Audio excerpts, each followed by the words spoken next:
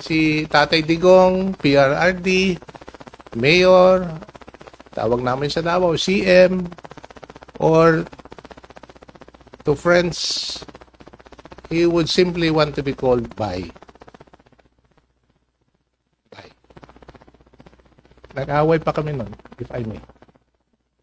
Kasi when he asked me to meet, I like to take a side trip with Digong.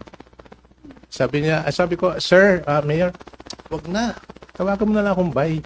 And then, sabi ko, I cannot do that because, he was mayor and then I keep on saying, sir, ayaw niya.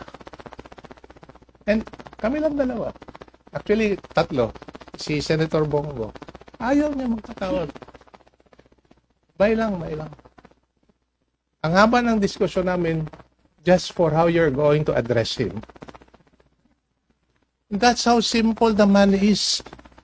Those people out there don't know him. They don't know him.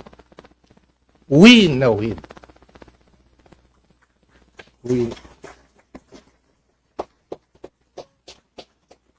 Yun ang sinasabi ko. He walked with his people, he eat with his people, he listens to his people. And that is a reflection of what PDP is. And I hope it will continue to be that way. Maraming salamat po.